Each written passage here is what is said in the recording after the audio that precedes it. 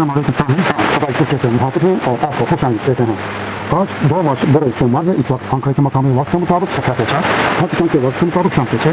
بھارت کے وقت کے مطابق شام پہ 6:30 اور باقی کے وقت کے مطابق شام پہ 7:05 ہیں. سامنے آپ ہمارے نشریات کو 4:15 کلو ہرٹز لاوا تو تک کی ایسٹ اور 4 سیٹلائٹ سے ہماری موبائل اپلیکیشن پر بھی سن سکتے ہیں. آج ہمارے پروگرام اعلان ترتیب خبریں ہوں گی. اس کے بعد سلسلہ پروگرام اناطولیہ کی شاہکار پاکستانی کہانیاں اور اناطولیہ کی ابتدائی تہذیب پیش کی جائیں گی. لیکن اس سے قبل ماہ رمضان کی مناسبت سے ہماری نشریات کا آغاز تلاوت کلام پاک اور اس کی تدبیر سے ہوگا. آج اسٹوڈیو میں ہمارے ساتھ ہیں میری تیمیر اظہر اور آپ کا میزبان سفیر احمد اور تنزیل خفا. سامنے لیجیے سورہ تحریم کی آیت نمبر 6 کا آج کی تلاوت اور اس کا ترجمہ سماعت میں. أعوذ بالله من الشيطان الرجيم. بسم الله الرحمن الرحيم. يا أيها الذين آمنوا قوا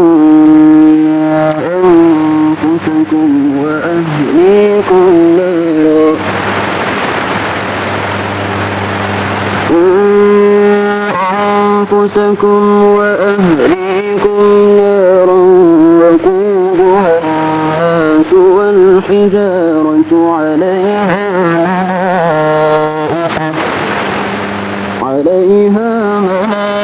ملائكة غلاظ شداد لا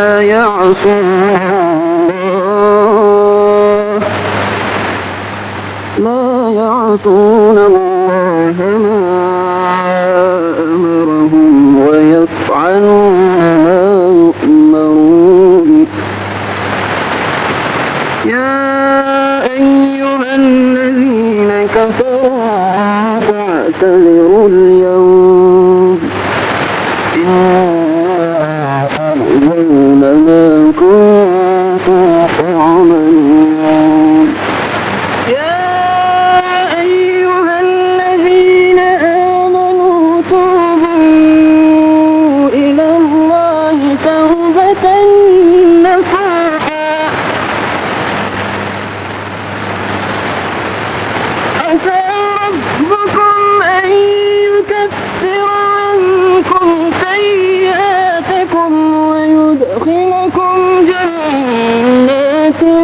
تجري من تحتها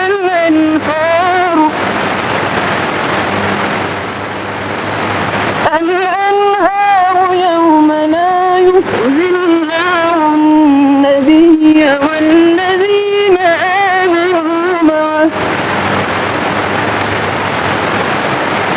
نورهم يسعى بين أيديهم وبأيمانهم يقولون ربنا أتمم لنا نورنا واغفر لنا إنك على كل شيء قدير. صدق الله العظيم. شروع کرتا ہوں اللہ تعالیٰ کے نام سے جو بڑا مہربان اور رحمان الرحیم ہے. اے ایمان والو، تم اپنے آپ کو اپنے گھر والوں کو اس آگ سے بچاؤ جس کا ایندھن انسان ہے، اوپر سے جس پر سب سے مضبوط کرتے مقرر ہے. تمہیں جو حکم اللہ دیتا ہے اس کی نافرمانی نہیں کرتے، بلکہ جو حکم دیا جاتا ہے اسے بجا لاتے ہیں. اے کافرو، آج تم اس کو بہانا مت کرو، تمہیں صرف تمہارے کرتوتوں کا بدلہ دیا جا رہا ہے. اے ایمان والو، تم اللہ کے سامنے سچی خالص توبہ کرو. قریب ہے کہ تمہارا رب تمہارے گناہ دور کر دے اور تمہیں ایسی جنتوں میں داخل کرے جن کے لیے نہریں جاری ہو. جن دن اللہ نبی کو ایماندار کو جو ان کی سانس ہے اس کو ادا کرے گا، ان کا نور ان کے سامنے ان کے دائیں تو رہا ہوگا. یہ دعائیں فرماتے ہوں گے، اے ہمارے رب ہمیں کامل نور عطا فرما، ہمیں بخش دے، یقیناً تو ہر چیز پر قادر ہے.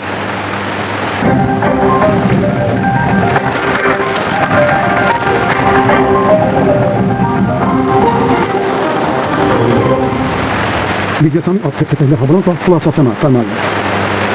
صدر رجب طیب ایردوان ایران سے متعلق خبرداری جاری رکھی ہے. وزیر خارجہ خاقان فدان ایران سے متعلق خبرداری اور اسرائیل کے حملوں میں ہلاک ہونے والے 7 مزید سینئر فوجی حکام کے ناموں کے اعلان کر دیے گئے ہیں. اور ایرانی وزیر خارجہ عباس عراقچی نے امریکہ اور اسرائیل پر رہبر اعلیٰ علی خامنئی کو نشانہ بنانے کے اقدامات کی وجہ سے بین الاقوامی قانون کی سنگین خلاف ورزی کا الزام لگایا. آپ خبریں خاصی کے ساتھ. صدر رجب طیب ایردوان ایران سے متعلق خبرداری جاری رکھی ہے. صدر ایردوان نے امریکہ، قطر، متحدہ عرب امارات، سعودی عرب اور کویت کے رہنماؤں سے ایران کے حملوں اور ففٹین پریشر کے حوالے سے پہلے بات کی. صدر ایردوان کی امریکی صدر ڈونلڈ ٹرمپ سے گفتگو کے دوران ایران اور خلیجی ممالک کی تازہ ترین صورتحال اور موجودہ پیش رفت پر تبادلہ خیال ہوا. خلیجی ممالک کے رہنماؤں سے فیصلہ لگا کہ ایران کے ان ممالک پر حملوں پر افسوس کا اظہار کیا. انہوں نے کہا کہ مسائل کو سفارتکاری اور مذاکرات کے ذریعے حل کرنا سب سے منطقی طریقہ ہے. اس بات پر زور دیا کہ خود کو امن کے لیے ضروری حمایت فراہم کرنے کے لیے تیار ہیں. اس کے علاوہ صدر ایردوان کی یورپی کمیشن کی صدر ارسولا وین ڈر لائن سے رابطے میں ایران پر حملوں اور اس کے بعد کے متنازع عمل پر بھی بات چیت کی گئی. وزیر خارجہ قاسم فدان ایران سے متعلق سفارتکاری میں مشغول ہیں. فدان نے خطے پر پوری تشکیل ختم کرنے کے لیے اپنے فرانسیسی بلغاری اور آذربائیجانی ہم منصبوں سے رابطہ کیا. فرانسیسی وزیر خارجہ جان نوئل بیرو سے بات چیت کے دوران کشیدگی کے متعلق کچھ مواقعات ہوئی جبکہ باہمی تنازعات سے فیصلہ بغیر وزیر خارجہ نادیژدا مینسکی سے جائزہ لیا گیا. موجودہ پیش رفت اور مشترکہ حل کی کوششوں پر آذربائیجانی وزیر خارجہ جیہون بایراموف سے بھی ان کی بات چیت ہوئی. ایران نے امریکہ اور اسرائیل کے حملوں میں ہلاک ہونے والے مزید سینئر فوجی حکام کے ناموں کے اعلان کر دیا. تسنیم نیوز ایجنسی نے جنرل اسٹاف سے منسلک دفاع اور مزاحمتی اقدار کے تحفظ اور تبلیغ کی فاؤنڈیشن کی جانب سے اعلان نمبر 2 کا متن شائع کر دیا. امریکہ اور اسرائیل کے حملوں میں ایرانی رہنما علی خامنئی کے دفتر کے مشیر اعلیٰ میجر جنرل محمد شیرازی، ان کے نائب major general Akbar Ebrahimzadeh, general staff operation directorate کے پلاننگ اینڈ آپریشن ڈپارٹمنٹ کے سربراہ محسن مطلق، جنرل اسٹاف کے deputy chief of intelligence major general Sadegh Asadi, قانون نافذ کرنے والی انٹیلیجنس تنظیم کے سربراہ غلام رضا رضائیان، جنرل اسٹاف تجاری کے شعبے کے سربراہ میجر جنرل حسن بکادی اور آرم فورسز ریڈینسنس آن لاجسٹک کے نائب سربراہ جنرل محمد معافی جگہ محسن دارابادی کی گرفتاری کا اعلان کیا گیا. ایرانی وزیر خارجہ عباس عراقچی نے امریکہ اور اسرائیل پر رہبر اعلیٰ علی خامنئی کو نشانہ بنانے کے اقدامات کی وجہ سے بین الاقوامی قانون کی سنگین خلاف ورزی کا الزام لگایا ہے. عراقچی نے اپنے سوشل میڈیا اکاؤنٹ پر اقوام متحدہ کے سیکرٹری جنرل انٹونیو گوٹریس اور اسلام کی کونسل کے ارکان کے نام خط شائع کیا. عراقچی نے کہا کہ ایرانی رہنما خامنئی پر حملہ بین الاقوامی قانون اور عالمی اصولوں کے ساتھ ساتھ 1973 کے کنونشن برائے بین الاقوامی تحفظ کے تحت افراد کے خلاف جرائم کے نقصان کے اصولوں کے خلاف ہے. انہوں نے یہ بھی جوڑ دیا کہ متعلقہ ممالک بین الاقوامی ذمہ داری کے تابع ہیں. انہوں نے اقوام متحدہ کے سیکرٹری جنرل انٹونیو گوٹریس اور اسلام کی کونسل سے مطالبہ کیا کہ وہ خامنئی پر حملوں پر سوال اٹھانے کے لیے فوری اقدامات کریں. ایران کی اعلیٰ سلامتی کونسل کے سیکرٹری علی لاریجانی نے ان دعووں کی تردید کی ہے کہ تہران نے واشنگٹن کے ساتھ مذاکرات دوبارہ شروع کرنے کی کوشش کی ہے. انہوں نے واضح الفاظ میں کہا ہے کہ ایران امریکہ کے ساتھ بات چیت نہیں کرے گا. لاریجانی نے social media plate form x کے ذریعے ان رپورٹ سے جواب دیا جن میں کہا گیا تھا کہ ایران نے امریکہ کے ساتھ مذاکرات کے لیے نئی پیش قدمی کی ہے. الجزیرہ کی رپورٹ کا حوالہ دیتے ہوئے جس نے دی وال اسٹریٹ جرنل کا کیا تھا اور دعویٰ کیا کہ لاریجانی نے عمان کے ذریعے واشنگٹن کے ساتھ مذاکرات کرنے کی کوشش کی. انہوں نے کہا کہ ہم امریکہ کے ساتھ مذاکرات نہیں کریں گے. ایک الگ تحریر میں لاریجانی نے ایران کے بارے میں امریکی صدر ڈونلڈ ٹرمپ کے بیانات کا بھی جواب دیا. ٹرمپ پر خطے کو سوالی ابہام کے ساتھ افراتفری کی طرف لے جانے کا عنوان لگا کر لاریجانی نے کہا کہ وہ اب امریکی فوجوں کو مزید نقصان کو بڑھانے سے فکرمند ہے. اپنے ذہن و خیال کی وجہ سے اس نے پہلے امریکہ کو پہلے اسرائیل میں بدل دیا ہے اور اسرائیل کے خواہش اقتدار کے لیے امریکی فوجوں کو قربان کر رہا ہے. انہوں نے مزید الزام لگایا کہ ٹرمپ نئے جھوٹ کے ذریعے امریکی فوجوں اور ان کے اہل خانہ کو تنازع کر رہے ہیں. ہفتے کو شروع کیے گئے مشترکہ امریکی اسرائیلی فوجی حملے میں کئی سینئر ایرانی حکام ہلاک ہو گئے جن میں رہبر اعلیٰ علی خامنئی بھی شامل ہیں. تہران نے خلیجی ممالک کو نشانہ بناتے ہوئے ڈرون اور میزائل حملوں کے ذریعے جوابی کارروائی کی ہے جس میں 3 امریکی سروس ممبران ہلاک اور شدید زخمی ہوئے ہیں. مثل کچھ اسرائیل نے فضائی حملہ کیا ہے. لبنان کی وزارت صحت نے اعلان کیا ہے کہ بیروت اور جنوبی علاقوں پر اسرائیل کے فضائی حملوں میں 31 افراد ہلاک اور 149 زخمی ہوئے. لبنانی صدر جوزف اون نے لبنان پر اسرائیلی حملوں کی شدید مذمت کی ہے. انہوں نے واضح کیا کہ وہ اپنے ملک کو دوبارہ جنگ کا میدان بننے کی اجازت نہیں دیں گے. صدر اون نے اس بات کی طرف بھی اشارہ کیا کہ لبنانی سرزمین سے اسرائیل پر کیے جانے والے راکٹ حملوں سے ملک کو خطرناک تنازعات میں دھکیلنے کا خطرہ ہے. اسرائیلی فوج نے حزب اللہ کو نشانہ بناتے ہوئے پورے لبنان میں فضائی حملے شروع کر دیے ہیں اور بعض علاقے کے مسلمانوں کو اپنے گھر چھوڑنے کی ہدایت کی ہے. امریکہ اور اسرائیل کی جانب سے ایران پر حملے شروع کیے جانے کے بعد لبنان سے اسرائیل پر راکٹ بھی داغے گئے ہیں. برطانوی وزیر اعظم کیئر سٹارمر نے کہا ہے کہ خلیج میں ایران کے میزائل حملوں میں تیزی کے بعد برطانیہ امریکہ کو مخصوص اور محدود دفاعی مقاصد کے لیے اپنے اڈے استعمال کرنے کی اجازت دے گا. امریکہ نے ان مخصوص اور محدود دفاعی مقاصد کو اپنے استعمال کرنے کی اجازت طلب کی ہے. سٹارمر نے ایک بیان میں کہا کہ ہم نے درخواست کو قبول کرنے کا فیصلہ کیا ہے تاکہ ایران کو خطے بھر میں میزائل دارنے بے گناہ شہریوں کو ہلاک کرنے برطانوی جانوں کو خطرے میں ڈالنے اور ایسے ممالک کو نشانہ بنانے سے روکا جا سکے. انہوں نے مزید کہا کہ برطانیہ کے فیصلے کی بنیاد دیرینہ دوستوں اور اتحادیوں کے اجتماعی دفاع اور برطانوی جانوں کے تحفظ ہے. برطانوی وزیر اعظم نے مزید کہا کہ برطانیہ کے ایران پر حملے میں شامل ہونے کا فیصلہ جان بوجھ کر کیا گیا تھا کیونکہ ہمارا ماننا ہے کہ خطے اور دنیا کے سب سے بہتر راستہ مذاکرات کے ذریعے حل ہے. حکومت برطانیہ کی ویب سائٹ پر شائع الگ بیان میں فتح موقع پیش کیا گیا ہے. گزشتہ روز فرانس، جرمنی اور برطانیہ نے ایک مشترکہ بیان میں کہا کہ اگر ضروری ہوا تو وہ خلیج میں اپنے اور اپنے اتحادیوں کے مفادات کا دفاع کرنے کے لیے ایران کے خلاف دفاعی کارروائی کرنے کے لیے تیار ہیں.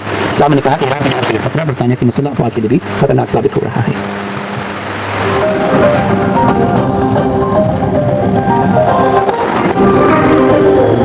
یہ خبریں ترکیہ کی اردو سروس سے پیش کی جا رہی ہیں. ایک افغان حکومت کے ترجمان نے کہا ہے کہ پاکستان کے ساتھ لڑائی میں 55 شہری ہلاک ہو گئے. افغان حکومت کے نائب ترجمان حمد اللہ فطرت نے کہا کہ جمعرات اب تک 55 شہری جنہیں خواتین اور بچے بھی شامل ہلاک ہو چکے ہیں جبکہ زخمیوں کی تعداد 90 تک پہنچ گئی ہے. انہوں نے ایکس پر علیحدہ بیانات میں کہا کہ کم از کم 12 رہائشی مکانات بھی تباہ ہوئے. انہوں نے مزید کہا کہ اور ٹیکا کھوج اور قندھار کو گنے رپورٹ کی گئی. دنیا سے پاکستان کا کہنا ہے کہ اس کارروائی میں اس بات کو یقینی بنایا ہے کہ شہریوں کو ہدف نہیں رکھا گیا. وزیر اطلاعات اللہ تعالی نے کہا کہ جمعرات سے لے کر اب تک فضائی حملوں اور جھڑپوں میں 415 افغان طالبان اور مشتبہ دہشت گرد ہلاک اور 580 سے زائد زخمی ہو چکے ہیں. काबुल की तरफ से सरहदी झड़पों में 56 पाकिस्तानी फौजियों के हलाक होने का भी दावा किया गया है। दोनों हमसायों के दरमियान कशीदगी जुमेरात के बाद से बढ़ गई है, जब काबुल ने फरवरी के आखिर में पाकिस्तानी फिजाई हमलों के बाद सरहद पर जवाबी कार्रवाइयां शुरू कर दी थी। सरहद के दोनों जानिब से जमा करदा आज़ाद शुमार के मुताबिक अब तक 81 अफराद हलाक हो चुके हैं। इनमें 12 पाकिस्तानी फौजी और एक शहरी शामिल है, लेकिन काबुल का कहना है कि उससे 13 फौजी हलाक हो गए। झड़पों के दौरान 55 शहरियों की जाने गई और एक पाकिस्तानी फौजी लापता है। इस्लामाबाद और काबुल के हलाक होने के दावों की आज़ादाना तौर पर ताक़ीद मुमकिन नहीं हो सकी। तो कोर्ट की दिफाई वजारत ने कहा है कि आज सुबह कई अमरीकी जंगी तैयारी गिर गए, मगर उनके अमले बच गए हैं। दिफाई वजारत के तर्जुमान बयान ने कहा कि कई अमरीकी जंगी तैयारी आज सुबह गिर गए, लेकिन तमाम अमले के बच जाने की तस्दीक की गई और तहरीकात भी जारी हैं। बयान में मजीद कहा गया है कि हुकूमत ने फौरी तौर पर तलाश और इमदादी कार्रवाई शुरू की, अमले को महफूज मकामात पर मुंतकिल किया और तिब्बी जांच और इलाज के लिए अस्पताल ले जाया गया, जहां उनकी हालत मुस्तहकम बताई जाती है। तेहरान में टीआरटी वर्ल्ड के नुमाइंदे के मुताबिक ईरान की सरकारी टीवी का कहना है कि कुवैत में एक अमरीकी F-15 तैयारा ईरानी दिफाई हमले के बाद मार गिराया गया, जबकि हुकाम ने तैयारी की तफसीलात के बारे में कोई सरकारी तस्दीक जारी नहीं की। सोशल मीडिया पर वकी पैमाने पर शेयर वीडियो में एक जंगी तैयारी को गिरते हुए दिखाया गया है, जिसमें मुबैना तौर पर अमरीकी F-15 समझा जा रहा है। इस वीडियो में मुबैना तौर पर पैराशूट के जरिए नीचे उतरने वाले पायलट को एक आम शहरी गाड़ी में ले जाया जाता हुआ दिखाई दिया गया है। तुर्की के इदारे शुमारियात ने 2025 के माशी नमू के हतमी आदाद शुमार जारी कर दिए हैं। रिपोर्ट के मुताबिक गुज़श्ते साल तुर्की की माइशत में 3.6% नुमाया इजाफा रिकॉर्ड किया गया है। खासतौर पर 2025 के आखिरी हिस्से माह में आलमी माशी दुआ के बावजूद तुर्की ने 3.4% की शरह से तरक्की की। इस कामयाबी के साथ ही तुर्की की माशियत मुसलसल 22 माहियों से तरक्की की राह पर गामज़न है। इस तरक्की में सबसे अहम किरदार तामीरात और मवासलात के शोबों ने अदा किया, जहाँ रिकॉर्ड इजाफा देखा गया। नज़ीर निज़ाम के मुताबिक तुर्की अब आला आमदनी वाला ममालिक के ग्रुप में शामिल होने के करीब पहुँच चुका है। इसके साथ ही सदाई तुर्की से खत्म हुई। हम सदाई तुर्की से दुनिया तक से मुखबिर हैं।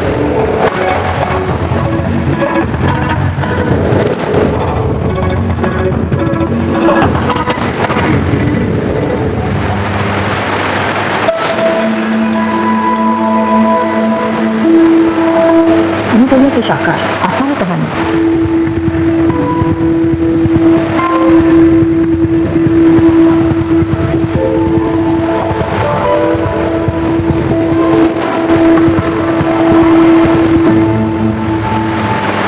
के दिन में फोटोग्राफी ने किसी से लाखों साल पहले हवाओं में आतिशफशानी राख और चुने हुए लावे को तराश कर एक खास शक्ल अदा की। ये कहना ज्यादातर होगा कि इस फोटोग्राफी में चित्र ने खुद पटना में चश्मा तराश रखा है। इस फोटोग्राफी का नाम ही पता किया। वस्ती अनातोलिया में तकरीबन 60 मिलियन साल कबल एशियस, हसन और मेंडेलिस पहाड़ों में आतिशफशानी धमाके हुए और पूरा इलाका आतिशफशानी लावे, राख और धूप से ढक गया। लाखों सालों तक हवा और पानी नरम आतिशफशानी पत्थरों को तराशते और शक्ल अदा करते रहे। मुज़ाहिर फितरत के इस ताअम्मुल का नतीजा एक ऐसा मंजर है जिसे कुदरत के बेकसूर मुजस्समा साज़ी की मिसाल कहा जा सकता है। इन जगह सिर्फ सख्त चट्टानों को तराश कर बनाए गए कलीसियाओं और वसी और ज़ेर ज़मीन शहरों की वजह से भी नहीं, बल्कि आसमान के इससे मुनफरिद बस्ती ताल्लुक की वजह से भी एक आलमी विरसा है। रात ढलने पर परियों की चिमनियों के खामोश खयालों में तारीखी का जब आसमान से धकेली गई रोशनी यानी शहाबी ताकत की बारिश से मिलाप होता है, तो वो एक ही दिलचस्प तरीन फलकियाती मनाज़िर में से एक की हिसाब खुल जाती है। 2000 साल पहले ईसाई बिरादरियों ने रूमी सल्तनत से फरार होकर यहाँ बना ली। उन्होंने मुसलमान आतिशफशानी पत्थर गिराकर घर भेजे और तरह पूरे शहर ताबीज की। बेरिंग खोया और खालमकले नामे जमीन दो शहर 5 से 10 मीटरों की गहराई तक जाते हैं और 20,000 अफराद को सुनाने की सलाहियत रखते हैं। ये तेरे समय शहरों में रहने वाले लोग दिन की रोशनी से महसूस रहते होंगे, लेकिन रात को जब वो जमीन पर आते होंगे तो ऐसा एक जल सकता होगा। शायद कप्पाडोसिया के इब्तदाई बाशिंदों के लिए आसमान सिर्फ एक मंजर ही नहीं, आज़ादी और उम्मीद की अलामत भी था। शहाबियों की बारिशों में सबसे मशहूर और शानदार शहाबी बारिश हर साल अगस्त के वक्त में रोज का पहुंच जाती है। ये कायनाती वाक़या इस वक्त पेश आता है जिसमें दिनदार सितारे एक शटल के मैदान में छोड़े गए गर्द और बर्फ के रात में ढक जाती है। इस शटल सूरज के गेट 133 साल मैदान में प्रवेश करता है। शटल दिनदार सितारा आखिरी बार 1992 में जमीन की तरफ 1926 में दिखाई देगा, लेकिन 2 घंटे का बादल में अपने रास्ते में छोड़ पड़े तो हमें हर साल शहाबी ताकत की बारिश का धोखा देता है। क्योंकि छोटी जगह 60 किलोमीटर फी सेकंड यानी तकरीबन 216 किलोमीटर घंटा की रफ्तार से कुव्वैत के माहौल में दाखिल होते हैं, तो जमीनी माहौल के साथ रगड़ की वजह से चल जाते हैं और अपने पीछे रोशन निशान छोड़ जाते हैं। हर साल 14 जुलाई से 5 सितंबर तक जमीन इस शहाबी मलबे के बादल से गुजरते हैं।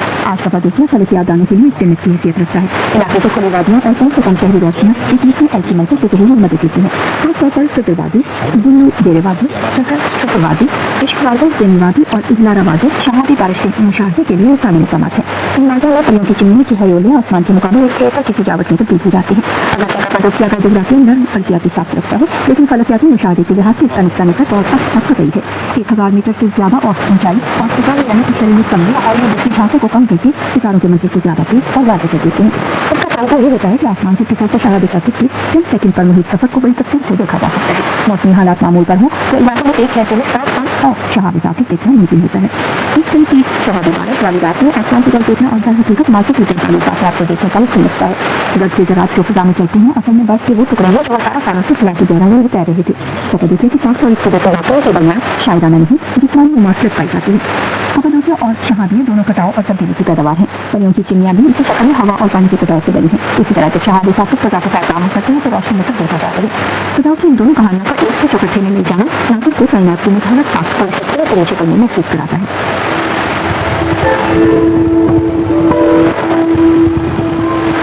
जैसे जैसे रात गहरी होती है बोझ पर से शुमाल मशरक़ी उफक़ पर उभरना शुरू हो जाता है। रात तकरीबन 11 बजे पहले शहाब साकिब आसमान में चमकते लगते हैं। छोटी लेकिन तेज रोशनी जैसे जैसे आसमान पर भी माचिस जला रहा हो। कभी कभार शहाब साकिब स्काई बनाने की हद तक रोशन होते हैं। कभी कभार ये शहाबिये सब नीले और नारंगी रंग के होते हैं। रात के बाद शहाबी सदर में जोश में आ जाता है। सुबह 3 से 4 बजे के दरमियान सदर में चौकी पर पहुंच जाती है। ये लम्हा रात में जोश का लम्हा होता है। जो लोग बाद में आते हैं वो अपने कंबल कुर्सियाँ और तरल चाय लेकर आते हैं। ग्रुप बनते हैं, लोग एक दूसरे के मुताबिक होते हैं। जब एक शहाब साकिब चमकता है तो सच्ची को भी रुकते हैं। देखा तो वहाँ का कितना रोशन था। रात में का जोश और हैरत की वजह से सेलिब्रेट की जाती है। इस साकिब में ये रवायत है कि जब कोई टूटता हुआ सितारा देखे तो एक ख्वाहिश की जाती है या मन्नत मानी जाती है। इस तरह शहाबी बारिश की रात हजारों बारिशें आसमान की तरफ बुलंद होती हैं। जब हम तारीखी रिकॉर्ड देखते हैं तो हमें मालूम होता है कि अनातोलिया के खत्ते में आसमानी हवादत को हमेशा नहायत मुसाद शक्ल में देखा गया है। कप्पाडोसिया के ज़ेरे ज़मीन शहरों और चट्टानी गिरजाघरों में रहने वाली बरादरियों को यह आना सिर्फ रोशनी का मंदा था बल्कि मौसमों और मुकद्दस दिनों की तकवीम भी था। रूमी दस्तावेज़ात में दर्ज है कि अगस्त में आसमान में जाते हुए फिर से बारिश देखी गई। उन्होंने वस्ता में ईसाइया ने शहाबी बारिश को सेंट लारेंस के आंसू कहा। सेंट लारेंस में 10 अगस्त 258 को वफात पाई और क्रिसमस की बारिश तकरीबन 10 अगस्त के लगभग अपने उरूज को पहुंची। दोनों हवादत की कुल्लत ने मुशाबहत को ज्यादा मुस्तहकम कर दिया। साइंसी तौर पर साइंस का 2000 सितारे के शतक से ताल्लुक 1866 में अताल मानगे यूनानी चियापारेली ने दरियाफ्त किया। साइंस ने खास के शिहाद को एक मफहूम में तब्दील कर दिया। कुदरती और समाजी विषय की हिफाजत का ताल्लुक सिर्फ इलाके की परियों की चिमनियों की मुरम्मत बहाली तक की महसूस नहीं है। कप्पाडोसिया के तारीख आसमान को इसके खाली ताल्लुक में रोशनी की आलूगी को साफ रखना इस खिते की लाभी हिस्सा है। रोशनी की बढ़ती हुई आलूगी न सिर्फ शहाब साकिब को मादूम कर रही है बल्कि इन 1000 साल आसमानी कहानियों को भी खत्म कर रही है जो इंसानों ने इन जमीनों पर तकलीफ की थी। अगर आप कप्पाडोसिया जाने का इरादा रखते हैं तो अप्रैल से अक्टूबर के दरमियान का वक्त बेहतरीन वक्त है। खासतौर पर अगस्त ज्यादातर मौसम और इसे शहाबी बारिश से उरूज का महीना है। जोड़ने उर्दू कुछ या फिर अवेनिस के होटलों हॉस्टलों या कैंपिंग एरिया में कैंप के दौरान आसानी वादों पर जा सकते हैं और सितारे हुए आसमान का मुशाहिदा कर सकते हैं। और अगर आप सुबह सवेरे उठें तो आप दुनिया के दिलचस्प तरीन मनाज़िर में से एक से लुत्फ़ उठा सकते हैं।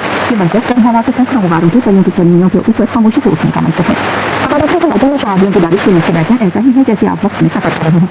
आप इर्द गिर्द 2000 साल पहले तराशेंगे चट्टानें गिरजाघर थी। आपके सर के ऊपर लाखों साल पुराने पत्थर जलकर आसमान को रोशन कर रहे हैं और आप इन दोनों अदवार के दरमियानी लम्हे में बैठे कायनात की लामतनाही से हल को महसूस करते हैं। हमें इसके साथ हमारे आज के प्रोग्राम का वक्त खत्म हुआ चाहता है। अपनी निशानी पर शामिल की जाती कुछ अल्लाह।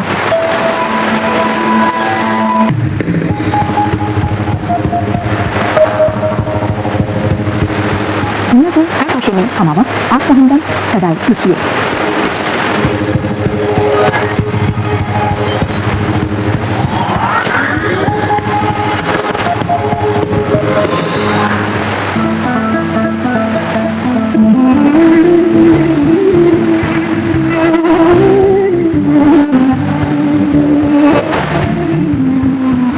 阿多利亚文明之源。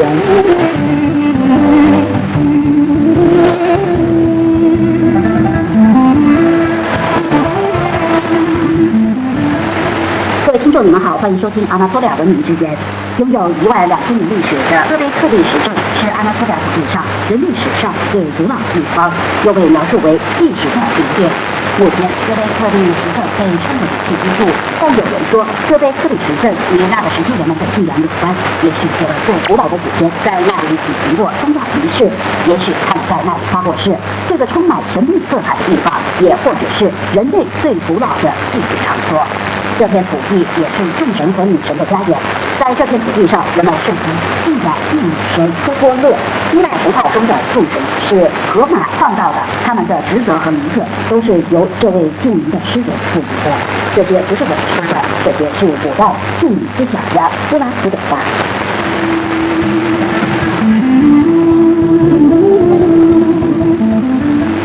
阿纳托利亚是一神教和多神教的三角地，这是一个想要谈论宗教历史的不能不提到的地方。阿纳托利亚是文明、文化、历史和宗教三者一体交融的地方，这就是为何阿纳托利亚被称为宗教的摇篮。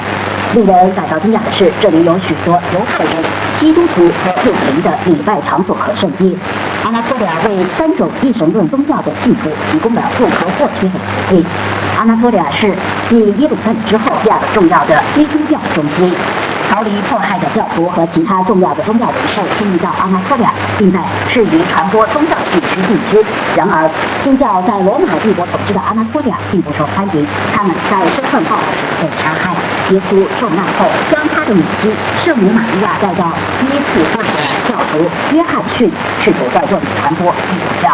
因此，基督徒和福音质疑者约翰又名圣约翰被流放到一个希腊岛屿。根据记录圣约翰在被流放之际受到耶稣的特别启示，并写信给基本教会。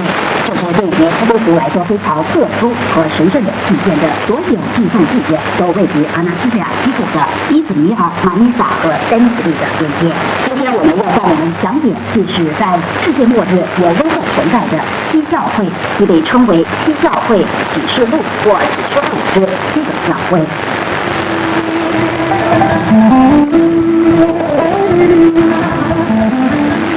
大多数最重要的基督徒朝圣中心都位于阿纳托利亚，其中最主要的基督教会。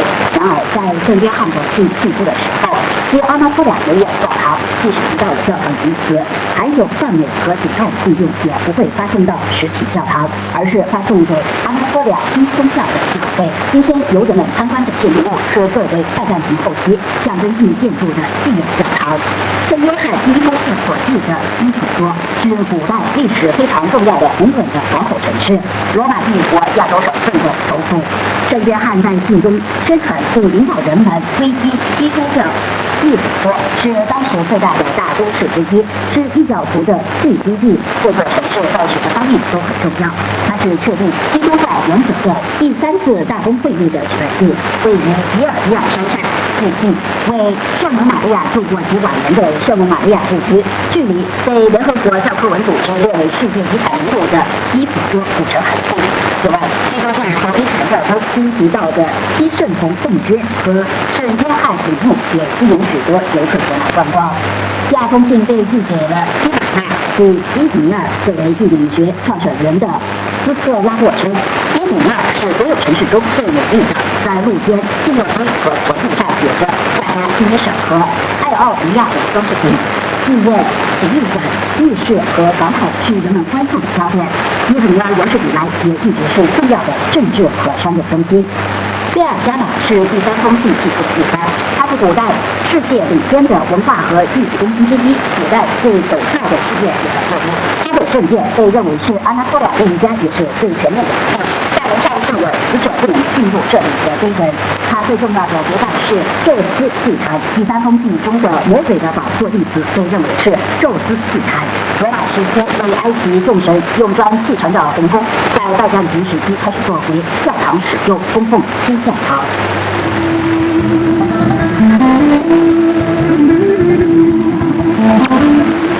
圣约翰将这封信中最长的一封信寄给马尼萨的阿特西塞的狮子基亚提拉。这座城市是一个产业中心，以其在古代生产的紫色织物而闻名。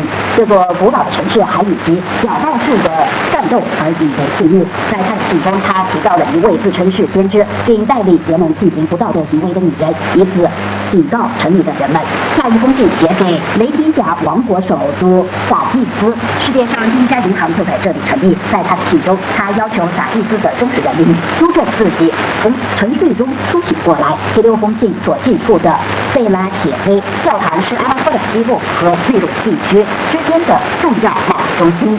这座以葡萄、纺织品和皮革制品而闻名的古城，如今位于马尼萨阿拉蒂亚的公园内。士麦拉和贝拉德尔菲亚是从未有恶名传出的两所教堂，如今位于监狱自立境内。最后一封信所寄出的地方是拉尔迪西亚。拉尔迪西亚已被列入联合国教科文组织世界自然文化遗产预备名录上。拉尔迪西亚教堂是在晋州被诋毁的唯一一个教会。就因此，约翰汽车在不知自己宗教属性的情况下，生活是一种白费的一生。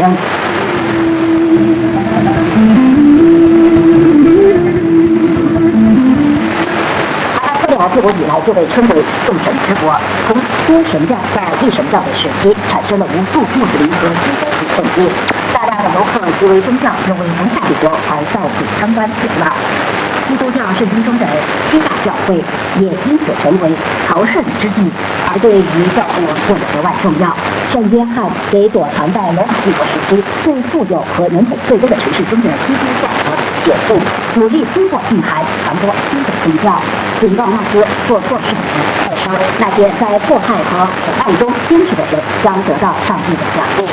全州位于阿纳托利亚的这些教会所在的古城，在数百年后与参观者们分享其所见证的时代和经历。这里是创之声广电台，今天我们谈及对于基督徒非常重要的七大教会。以上你所收听的是由梅斯利汉德尔麦基欧路编写的《阿纳托利亚文明之旅》节目，感谢收听，下周同学再会。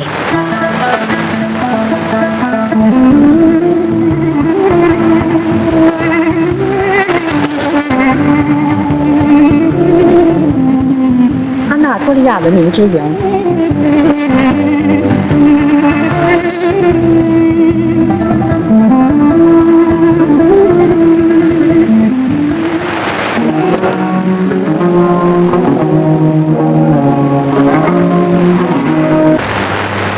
हमारा ये प्रोग्राम आपकी खिदमत में बैठक की उनकी सर्विस से पेश किया जा रहा था। अब अपने मेजबान इनाम को अल्लाह हाफिज।